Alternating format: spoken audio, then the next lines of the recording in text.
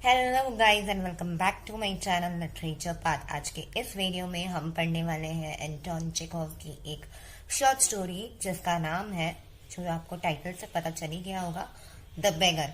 ये एक काफ़ी इम्पॉर्टेंट कहानी है, इससे हमें बहुत बड़ी सीख मिलती है। वो सीख क्या है मैं आपको वीडियो के एंड तक बताऊंगी। इसके लिए वीडियो को स्किप नहीं करते हुए आप इस वीडियो को पूरा देखिए। गाइस, मैं नॉवेल्स भी लाने वाली हूँ। बहुत सारी रिक्वेस्ट आ रही है इंस्टाग्राम पे भी, और कमेंट्स में भी मैंने देखा है, एक दो कमेंट्स थे कि नॉवल बनाओ। तो गाइस, एक ऑलरेडी मैंने नॉवल बनाई हुई है, वदरिंग हाइट्स। जब तक दूसरी नॉवल आए तब तक आप वो नॉवल देखिए, अगर आपने नहीं देखी है और आपको लिंक नहीं है तो लिंक मैं आपको वदरिंग हाइट्स के दे दूंगी। आई बटन पे भी पॉपअप हो रहा होगा। तो अब हम हमारी वीडियो स्टार्ट करते हैं गाइस। अगर आपने मेरे चैनल को सब्सक्राइब नहीं किया है तो रेड बटन को क्लिक करके गाइस सब्सक्राइब कर दीजिए, साथ में बेल आइकन भी प्रेस कर दीजिए ताकि मैं आपको मेरे आने वाली वीडियोस की नोटिफिकेशन मिलती रहे। अब हमारा वीडियो हम स्टार्ट करते हैं। हर वीडियो में गाइस मैं आपको बताती रहती हूँ कि शॉर्ट स्टोरी पढ़ें या नॉवल पढ़ें, जो भी राइटर की या ऑथर की पढ़ रहे हैं या पोएट की पोएम भी पढ़ रहे हैं आप, तो सबसे पहले ज़्यादा ज़रूरी है जानना उस राइटर के बारे में, उस ऑथर के बारे में। एंटोन चेखोव के बारे में हम जान लेते हैं। वो एक रशियन राइटर थे, शॉर्ट स्टोरी फिक्शन लिखते थे, ठीक है। और उन्होंने काफ़ी सारे प्लेस भी लिखे हैं। अब हम उनका बर्थ डेट और डेथ डेट जान लेते हैं। कोई भी शॉर्ट स्टोरी आप पढ़ते हैं या कुछ भी पढ़ते हैं तो सबसे पहले ज़्यादा ज़रूरी होता है उस राइटर के बारे में जानना कि उसने क्या लिखा है, कैसे लिखा। तो एंटोन चेखोव का हम सबसे पहले बर्थ डेट जान लेते हैं। 29 जनवरी 1860 रशिया में उनका बर्थ यानी जन्म हुआ था। और वो डेथ कब हुई थी उनकी, मरे कब थे, 15 जुलाई 1904 यानी 15 जुलाई 1904 में उनकी डेथ हो गई थी। गाइज, अब बात करें तो सबसे ज़्यादा वो जाने जाते थे playwright, as a playwright. उन्होंने काफ़ी सारे प्ले राइट्स लिखे हैं, जैसे the cherry orchard, the seagull, three sisters, uncle Vanya, the bear, the wedding, a marriage proposal. काफ़ी सारे प्ले राइट्स लिखे हैं, साथ ही में शॉर्ट स्टोरीज भी लिखी हैं। शॉर्ट स्टोरी से ज़्यादा इनके प्ले राइट्स फेमस हैं, ये प्ले राइट्स के लिए जाने जाते हैं। और इन्होंने 4 क्लासिक वर्क्स भी लिखे हैं, वो भी हम लोग डिस्कस करेंगे आगे। अब हम हमारी जो द बेगर स्टोरी है वो स्टार्ट करने वाले हैं। शॉर्ट स्टोरी में गाइस हमने देखा है कि 4 से 5 कैरेक्टर मैक्सिमम होते हैं, लेकिन यहाँ पे राइटर ने, ये रशियन राइटर है, तो यहाँ पे इन्होंने सिर्फ 3 मेन कैरेक्टर्स दिखाए हैं। जो सबसे पहला है सर्गी, जो एक एडवोकेट का रोल दिखाया गया है। ओल्गा, एडवोकेट के घर में जो कुक होती है उनका नाम है ओल्गा। और लुश्कोव, जो हमारा मेन कैरेक्टर है, द बेगर, यानी एक भिखारी जिसका नाम लुश्कोव होता है। अब होता क्या है, ये जो लुश्कोव नाम का भिखारी है वो एक दिन रास्ते पर भीख मांग रहा होता है और सामने से उसको ये जो एडवोकेट दिख रहा है आप लोगों को, सर्गी नाम का, उसे वो मिलता है और वो उसे कहता है, साहब खाने के लिए कुछ दे दो, मैं 2-3 दिन से भूखा हूँ और कुछ खाया भी नहीं है और मुझे काम भी नहीं मिल रहा है। पिछली पोजीशन की वजह से मुझे नौकरी से निकाल दिया गया था, तो मेरी कंडीशन इतनी नहीं है मैं कि भीख मांगने के अलावा भी और कोई काम कर सकूं। तो ये एडवोकेट को याद है कि 1-2 दिन पहले भी ये जो बेगर है उससे मिला था, तभी भी वो झूठ बोल रहा था। तो एडवोकेट ने उसे याद दिलाया कि तुम तो वही बेगर हो ना, कि जो मुझे कल या परसों उस रास्ते पे मिले थे। तो कहा, हाँ साहब मैं वही हूँ। बोले, तुम झूठ क्यों बोलते हो, तुम्हें शर्म नहीं आती है झूठ बोलते हुए?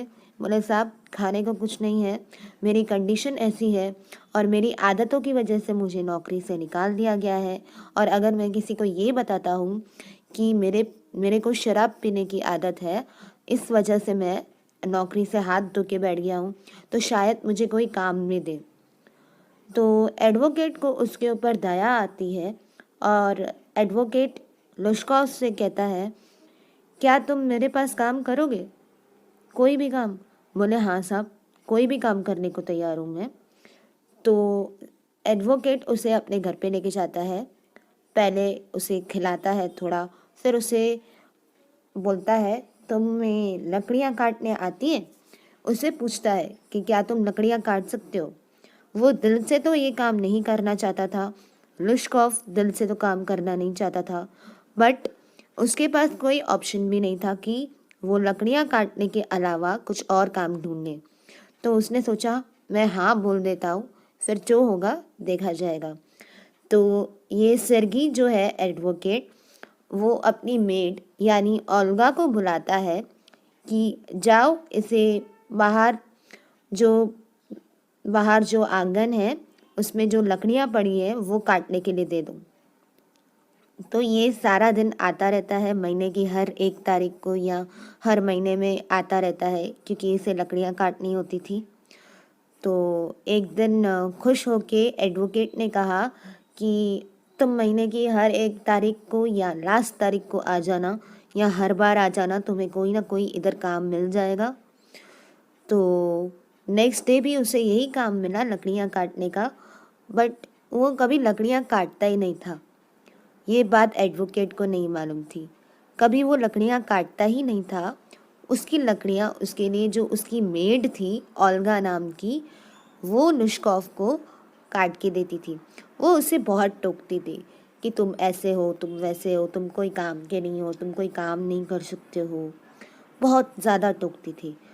तो एक बार उसके मन में पता नहीं क्या जागा, वो यहाँ से छोड़कर मतलब चला गया। उसको पहले पैसे तो मिल गए उसके काम करने के। ओल्गा ने एडवोकेट को ये नहीं बताया कि सारी लकड़ियाँ ओल्गा ने काटी है, बस वो नॉर्मल बिहेव करती गई। अगर उसने लुश्कोव की मदद भी की तो उसने जताया नहीं कभी। लेकिन लुश्कोव भी बड़ा कमाल का इंसान था। वो बाहर जाके नौकरी करता है, फिर काफ़ी अच्छे पोजीशन पे पहुंच जाता है। और उसके बाद एक दिन उसको सिरगी मिलता है रोड पे, बोलता है, अब तुम कितना कमा लेते हो, कुछ इस तरह से। तो $500 या रूबी कुछ ऐसे वो बातचीत करते हैं दोनों कि अभी मेरी इतनी पगार है, अभी मैं अच्छा खासा कमा लेता हूँ। तो तब जो है लुश्कोव उसको सच्चाई बताता है कि सच्चाई क्या थी, कि सब मैंने कभी आपके घर पे लकड़ियाँ काटी ही नहीं थी। जो लकड़ियाँ थी वो आपकी मेड काट के जाती थी मेरे लिए, लेकिन उसने कभी बताया नहीं आपको। मैंने तो एक भी लकड़ी नहीं काटी, बट मुझे फिर भी पैसे मिल जाया करते थे। अगर मेरी ज़िंदगी किसी ने बदली है तो उसका हाथ है पूरा उसमें, क्योंकि उसने मुझे ऐसा कुछ बोला जो मेरे अंदर से इतना ऐसे मेरी अंतरात्मा जो थी वो जाग गई और मुझे काम करने पे मजबूर ही कर दिया। अभी मैं अच्छा खासा कमाता हूँ और आपके भी वर्ड्स काफ़ी जो है मेरे पे इफ़ेक्ट हुए हैं। तो गाइज़, ये एक पूरी ट्रांसफॉर्मेशन की कहानी है। अगर आपको वीडियो अच्छी लगी हो तो लाइक, शेयर और चैनल को सब्सक्राइब करना ना भूलें, क्योंकि मैं ऐसे ही वीडियोस लाती रहूँगी। गाइज़, हम बात करें तो इसमें से हमें बहुत बड़ा मॉरल मिलता है कि किसी की मदद करो तो किसी को जताओ नहीं, या दूसरे लोगों को जताओ नहीं कि मैंने आज इसकी मदद की, आज इसकी मदद की। हाँ ठीक है, मदद की, ओके, वो अपनी जगह पे है। और दूसरी बात गाइज़, अगर आप जितना हो सके काम करने पे फोकस करिए, क्योंकि मांगने से बेटर है, ये सबसे बड़ा मैसेज राइटर ने यही दिया है। मांगने से बेटर है कि आप कुछ अपना कमा के खाएं। हम किसी से मांगे उससे बेटर है कि हम अपनी मेहनत से, अपनी कमाई से खाएं, वो ज़्यादा कीमती है। नेक्स्ट वीडियो जल्दी आ रही है, तब तक के लिए bye bye, take care. Subscribe करना ना भूलें लिटरेचर पार्ट।